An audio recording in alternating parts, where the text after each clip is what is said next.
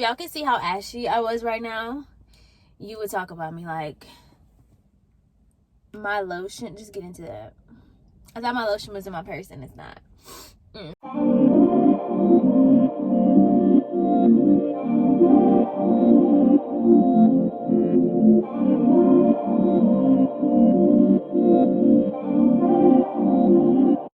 Welcome back to my channel. As you can see, your girl got a new ride, your girl got a new whip, and we're about to get into the whole story time. Y'all know every time something happens, it's a story time behind it, so we're just gonna go ahead and get into it.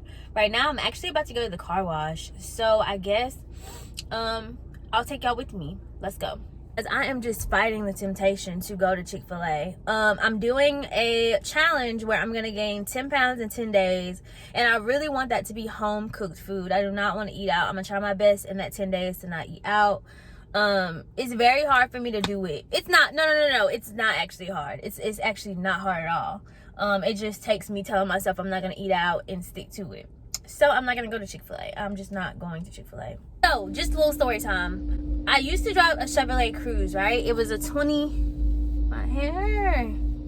Okay, so I used to drive a Chevrolet Cruze. It was a 2015, and I started having car trouble. So it started off being a MAF sensor, which is like a sensor that tells me what is going on with the engine. So that was gonna be $200 to fix. Okay, boom. So once I was like, okay, let me get this sensor fixed, my engine overheated. So I was like, okay, let me put some liquid in there. I like literally FaceTime my friend and I was like, yo, what is going on with this engine overheating? And he was like, girl, you're bone dry. Like, you're bone dry on the coolant. Please add some coolant. Okay, added coolant to the car. And then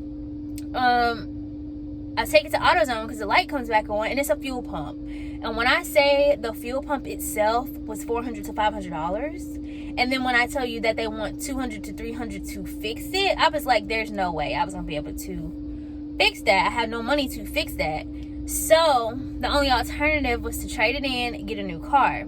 The dilemma with that was that my dad had helped me get that car. I was like in college, 21, 22. He had to co-sign for me to get the car. So in order for me to get a new car, I would have had to have a co-signer or a down payment. And since this was like very random, very all of a sudden, I didn't have no money. If you watch my other videos, you know that I just got back to a good place financially. So I really just didn't have money stacked up like that. So yeah. So basically, no down payment, no co-signer, no money to fix the vehicle I had. And I don't know much about cars, but just to give y'all a little tidbit, you cannot just ride around with a jacked up fuel pump. Like, it's just not something you can do. So I was kind of in a pickle because I had no one to co-sign for me. My dad told me no. My stepdad told me no. My dad also wouldn't help me with the down payment. I was literally SOL. Like, actually very much SOL. So I prayed on it, y'all. I prayed so hard. I was like, if it's meant to be, it's gonna be. Maybe I don't need these people. Maybe my problem is that I'm relying on somebody else. My problem is that I'm looking to them for help when really I just need to pray about it and have confidence and faith in myself that I can do this. So I got to work and I was like, you know what? Let me just see if I can get something used. If I can't get nothing brand new, at least I can get something, you know, drivable, because that's all I really care about. I know that I want a Benz truck, but we ain't got Benz truck money yet, so I was gonna let that go. But as long as I have reliable transportation, I'm fine, because like I said, after I lost everything, your girl is not picky anymore. I love having what I need to have, and I'm very blessed and grateful to have it. So I went to work and I was like, let me look on like CarMax or let me just look at some sites and see what used cars they have.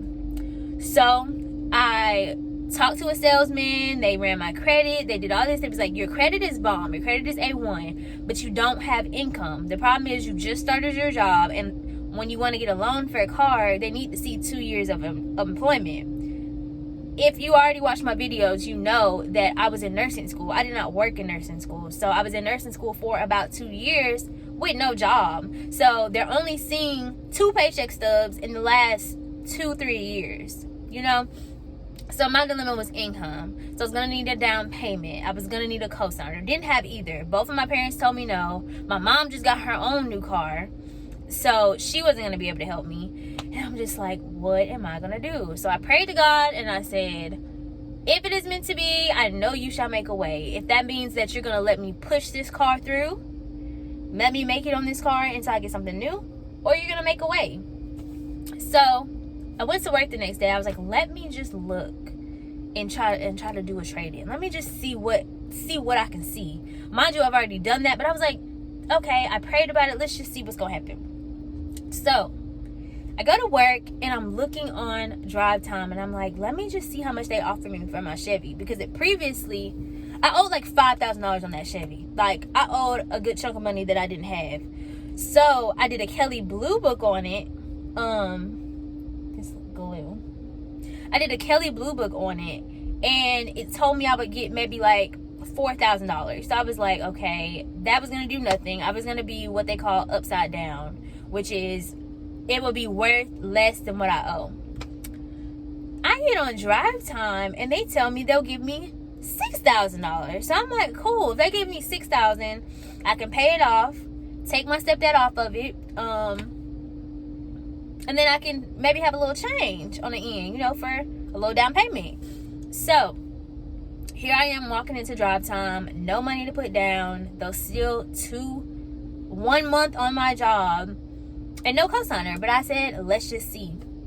I go to Drive Time and I'm like, let me see what kind of cars they have. You know, I originally wanted a Jeep or a crossover. I really just got tired of cars. And so I go to Drive Time, y'all. They tell me they're going to give me close to $7,000 for my car. Mind you, I had all types of dents in that bad boy. One side was so dented in. It's like, I don't know what you call that. The bottom, think of the bumper at the front, but on the side. It was so dented in. I was like, bruh, they're not going to give me enough money. They gave me $6,700. So that was enough not only to pay off my car that I had, but a good, decent down payment. I was able to drive out of there that same day with this car. And when I say I freaking love it, it's so perfect for me. It fits me well. I got a lot of space. It's not too big. You know, Bruno's gonna be right there in the back, honey. I really like it a lot. And I think from this experience, all I needed to see was that all I needed was myself. Pray about it, trust God, and just know that He was gonna work it out. So yeah, your girl has a new whip, new car. Who this? If you're watching this and you're young, please work on your credit. If you can just get you a little hoopty and just work with that until you can get something you really want, please do that. Please have bomb credit so that you won't have to go through asking this person and this person for help. Financial freedom and independence is a great thing. I wish I would have learned that at a younger age. I honestly never learned that because I'm honestly spoiled. I'm always have been, my parents just do everything for me. So it really didn't matter if I had good credit because I know my dad would give me a down payment. It didn't matter if I had good credit because I know someone was going to co-sign. And I wish those are things I would have learned earlier. And when I have my own child, I plan to teach them these things. But new car, who this? Don't play with her. I'm going to be very much, ooh, I need to get this out my truck. Very much, ooh, got to fill up my truck. But yes, you guys, I'm actually going to drive home now. I'm at the car wash. I'm about to leave. And I'm going to show y'all my new baby.